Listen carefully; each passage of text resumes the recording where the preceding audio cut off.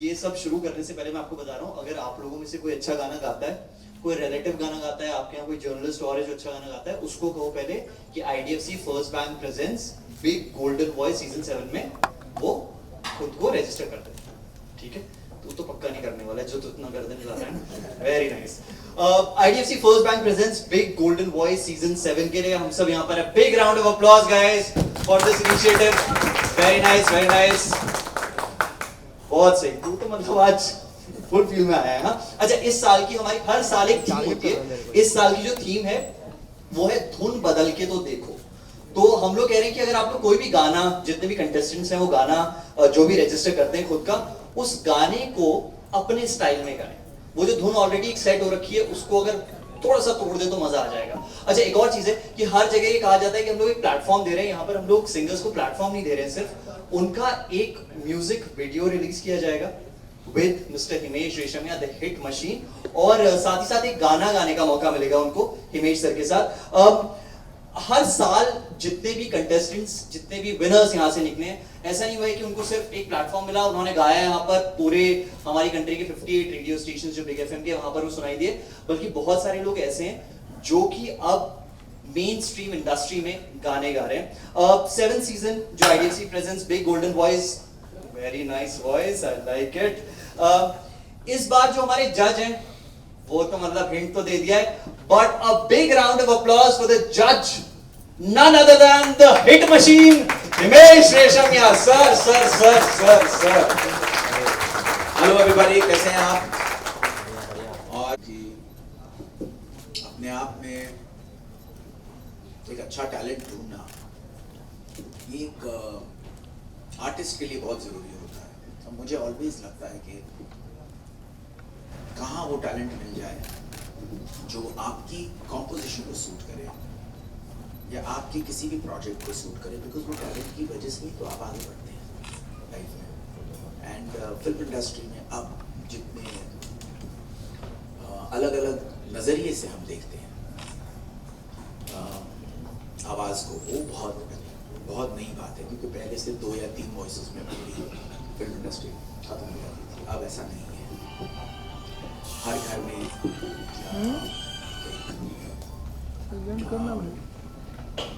जब एक बच्चा जन्म लेता है, जब वो आर्टिस्ट बनता है, तो कितनी उम्मीदें होती हैं। और हमारा हिंदुस्तानी कल्चर कहीं ना कहीं इमोशंस में टिका हुआ है, और उस इमोशंस की मैं बहुत कदर करता हूँ, बिकॉज मैं पर्सनली बिलीव करता हूँ कि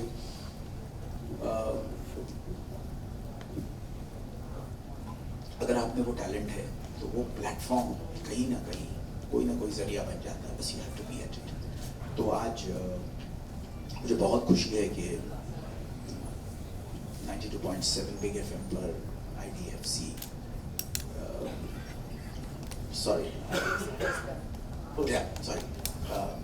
मुझे रियली बहुत खुशी है कि 92.7 बिग एफएम पर IDFC First Bank presents Big Golden Voice season 7 पर मैं कुछ ऐसी आवाज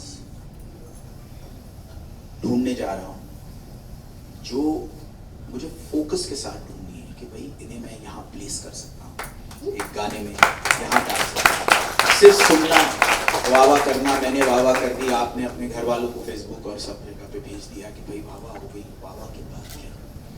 शायद हमें वो ऐसी वॉइस मिल जाए वो स्ट्रेट फिल्म इंडस्ट्री में कहीं इंतजार कर रही है, कोई बड़े प्लेटफॉर्म पे इंतजार कर रही है, जो सुपरस्टार बन सकती है। और एक ऊपर वाले के आशीर्वाद से, आप लोगों के बहुत दुआओं से, मीडिया के सपोर्ट से, कहीं ना कहीं मैंने जब कुछ लोगों को ब्रेक दिया है वो काफ़ी कुछ आगे बढ़े हैं।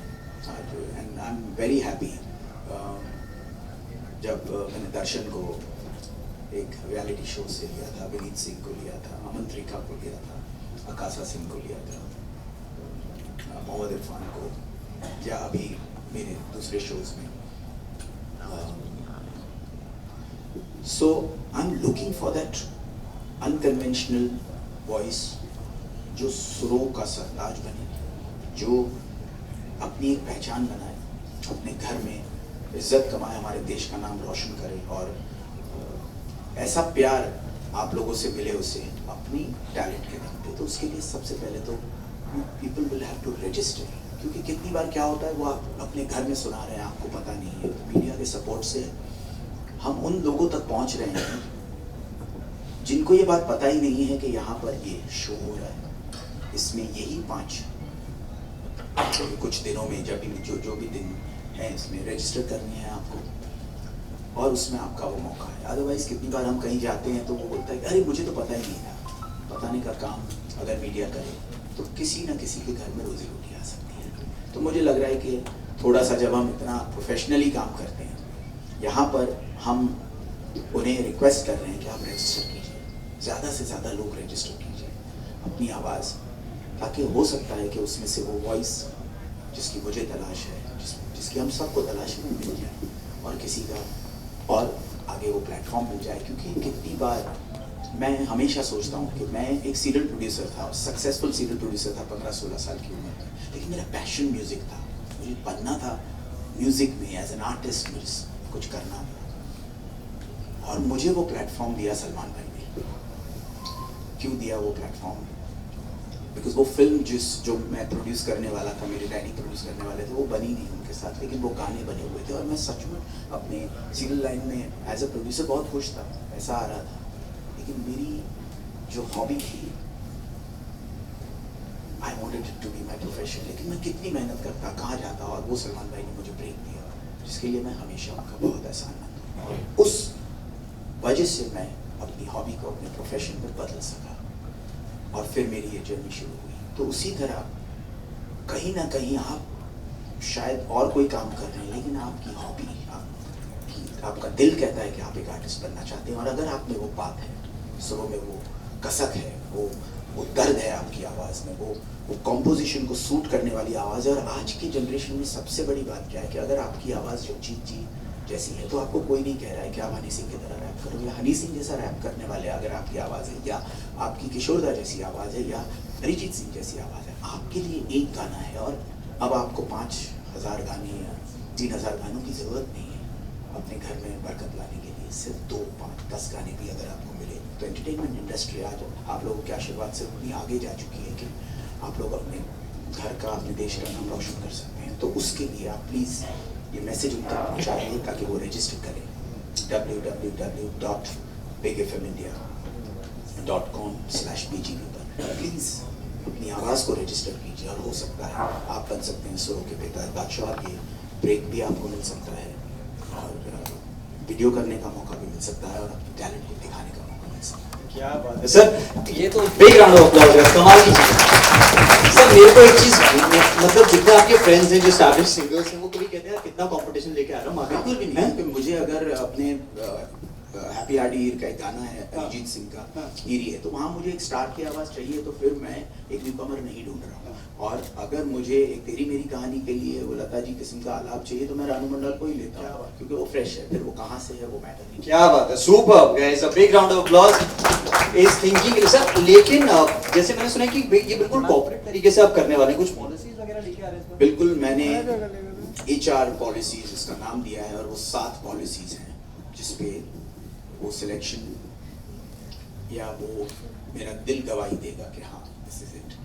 तो वो 7 चीज़ों में सबसे पहले तो होते हैं सुर, पक्के सुर होने चाहिए, सुरीले सिंगर होने चाहिए, कोई भी जोन में। हम जब ये कहते हैं कि अरे यार उसकी आवाज़ थोड़ी सी बेसुरी है, वो स्टूडियो में ठीक करने वाली आवाज़ है, अरे भाई स्टूडियो में ठीक करने वाली आवाज़ है, लेकिन उसमें एक बात है जो स्टूडियो में ठीक की जा सकती है। तो ये भी एक बहुत बड़ी बात है कि आपकी आवाज़ में वो जो कशिश, वो जो पुल, वो जो कसक, वो जो दर्द, वो जो सुरों की श्रुतियाँ लगेंगी, उससे मुझे पता चल ही जाएगा, या सुनने वालों को पता चल ही जाएगा कि वो कितनी ठीक की जा सकती है। सो सुर बहुत इम्पोर्टेंट है, अच्छे सुर डेफिनेटली बहुत इम्पोर्टेंट है, बट उसके साथ साथ एक अलग आवाज़, अपनी आवाज़ में गाइए आप वो गाना, कॉपी मत कीजिए। बिकॉज अगर वो एक सुपरस्टार टाइप की आवाज़ हमारे पास ऑलरेडी है, तो हम आपको कैसे ले सकते हैं। लेकिन एट द सेम टाइम जो क्लासिक जोन में गाते हैं, जैसे लता जी, अलका जी, तो मैंने पलक को यही कहा था कि तुम इनको ही फॉलो करो, because you know it was very important that उस टाइप की आवाज़ हमें कभी कन्वेंशनल भी ऐसी मिलती है कि वो इतनी कमाल होती है। और फिर पलक को प्रेम रत्न धन पायो में जब हमने इंट्रोड्यूस किया तो सुपर हो गया। कोई वो इसको कितनी बार आप अगर किसी को फॉलो कर रहे हैं, इंस्पायर हो रहे हैं, तो हम ये कहेंगे कि अपनी तरह गाओ, बट फॉलो और इंस्पिरेशन हम सब ने किया है। जैसे हम एक्टिंग में बच्चन साहब को सब इंस्पिरेशन मानते हैं, बट अपना अपना अंदाज बनाते हैं। So that's very very important that आप फॉलो कीजिए, लेकिन एब्सोल्यूट नकल मत कीजिए। जैसे आप पलक को सुनते हैं तो आप ये नहीं कहेंगे कि वो लता जी की तरह गाती है, बट वो जोन है, तो जोन मेंटेन करना जरूरी है, बिकॉज जोन 6-7 ही होते हैं जो फिल्म इंडस्ट्री में चलते हैं, और वो क्लासिक है, टेस्टेड है और शॉर्ट है। तो अलग का मतलब ये है कि जोन सेम और पूरी एटीट्यूड अपना, टच अपना, टोनल क्वालिटी अपनी, दैट इज वेरी इंपॉर्टेंट। तो सुर के बाद होगा अपना वो अपनी पहचान बनाकर अपनी आवाज बनाना। This is the second policy. So पहली पॉलिसी सुर, सेकंड पॉलिसी अपनी पहचान बनाना, यानी कि अपने टोन, अपनी आवाज में गाना। तो तीसरा, एक्सप्रेशन बहुत जरूरी है।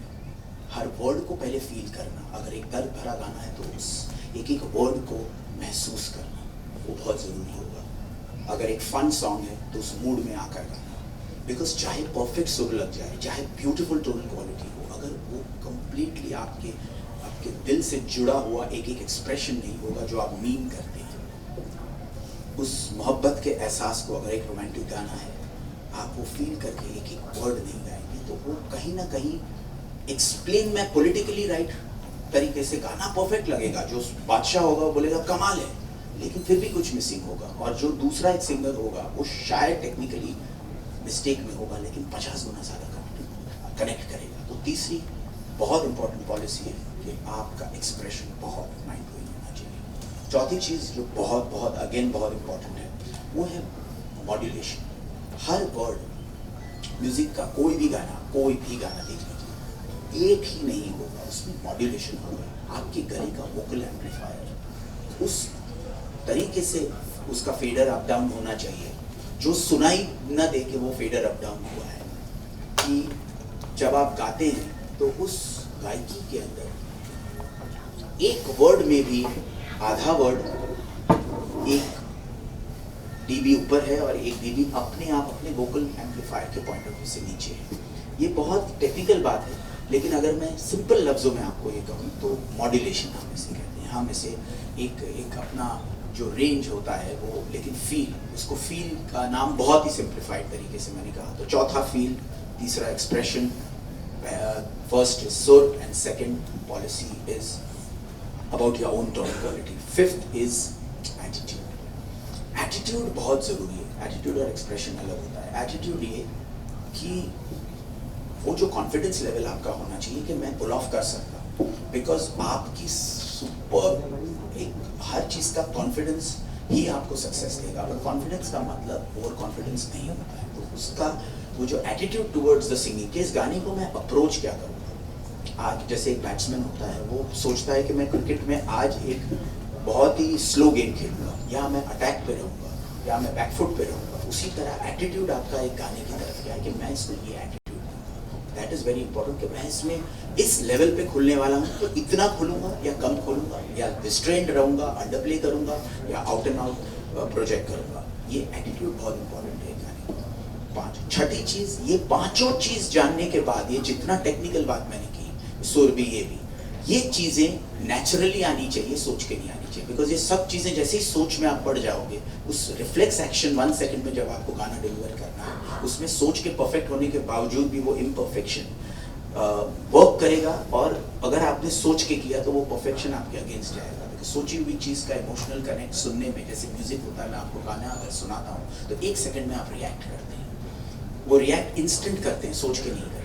उसी तरह जब आप गाना गाते हैं तो वो भी बहुत दिल से स्ट्रेट होना चाहिए। तो ये पांचों चीज़ें आप अपने बैक ऑफ द माइंड में डाल दीजिए, लेकिन माइंड में गाते वक्त सोच में नहीं आनी चाहिए। That's very important. And the seventh thing is a complete song, उस कॉम्पोजिशन को जस्टिस कीजिए, बहुत इंपॉर्टेंट है। इट्स वेरी वेरी इंपॉर्टेंट कि उस कंपोजर ने किस एहसास से उस गाने को बनाया था, क्योंकि आपका अपना तरीके से उस गाने को गाना है, लेकिन उस गाइए, नोट्स को वेरिएशन भी अगर करनी है कीजिए, लेकिन उस गाने का अगर जो एहसास है, एक गाने को एक कंपोजर ने अगर रोमांस में, किसी की मोहब्बत में, किसी की जुदाई में, या किसी को पहले बार देखने की खुशी में अगर वो गाना बनाया है, तो वो जज्बा आप उसने वो कंपोजिशन में दिया है, आप उसे मत चेंज कीजिए, उसके एहसास को मत चेंज कीजिए। एक रोमांटिक गाने को वो रोमांस दीजिए, लेकिन उस रोमांस को बयां करने का अंदाज आपका अलग हो सकता है। So these are the 7 very important policies you must keep in mind.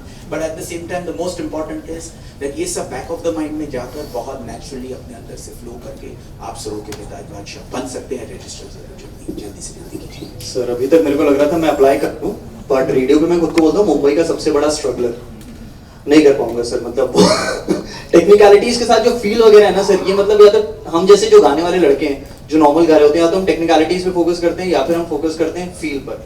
दोनों का कॉम्बिनेशन ही एक्चुअली एक अच्छा सिंगर बनाता है। मुझे लग रहा है कि ये सारी चीजें बैक ऑफ द माइंड पे आप रखिए। ये मैंने इसलिए, क्योंकि अगर आप म्यूजिक की दुनिया में कदम रख रहे हैं तो नॉलेज तो होना चाहिए। अब आप अगर यहाँ से लेफ्ट जाना चाहते हैं तो आपको पता है कि यहाँ से लेफ्ट जाकर ये एरिया, आप गूगल मैप पे जाते हैं या आपको, लेकिन आपके बैक ऑफ द माइंड पे आपको पता तो होना चाहिए ना कि आप कहाँ जा रहे हैं। तो ये सब बैक ऑफ द माइंड है। तो ये टेक्निकली आप ये याद कीजिएगा, लेकिन एट द सेम टाइम जैसे माइक पर आप रजिस्टर करने के लिए जब वो गाना अपना डालें तो ये चीजें सब भूल जाइएगा और सिर्फ उस गाने के एहसास पे जोर दीजिएगा और सुनिए। क्या बात है। अच्छा 7 नंबर की बात हो रही है सर, 7 सुरों की आपने बात की, और आईडीएफसी फर्स्ट बैंक और बिग एफएम का एक और कनेक्शन है सर, ये सीजन 7 है और आईडीएफसी फर्स्ट बैंक जो है 7% क्यों काट रहा है आवाज? थोड़ी सी वॉल्यूम को कम कर दो, थोड़ा सा कम कर दो। Perfect. So big Golden voice, IDFC First Bank presents Big Golden voice का 7th सीजन है और जो आईडीएफसी फर्स्ट बैंक है ये सीजन हिट होगा, बिकॉज़ बार-बार जब भी ये मेरी मोबाइल की टंग टंग टंग होती है तब वो चीजें हिट। मैं काउंट कर रहा हूं सर, 7 टाइम था ये आपका। 100% ये पॉपुलर होगा। अच्छा, और कितनी बार लगता होगा ये मिथ है, लेकिन अब तक मिथ जब राइट पड़े, कभी-कभी रॉन्ग भी पड़ते हैं, लेकिन ये टाइम मुझे लग रहा है कि कुछ है। इतना मोबाइल बन रहा है, मैं सोच रहा हूँ साइलेंट कर दूं, लेकिन जब बुढ़ला के तो नहीं बंद करने दूं। चलने दो सर, आज वाइब्रेशन आने दो बिल्कुल विश्वास। और अब यहाँ पर आईडीएफसी फर्स्ट बैंक के श्रीपद शिंदे सर, जो कि chief marketing and communication officer है। Sir please sir, a big round of applause for Shripad sir. Can we have one more mic? Do we have one more mic?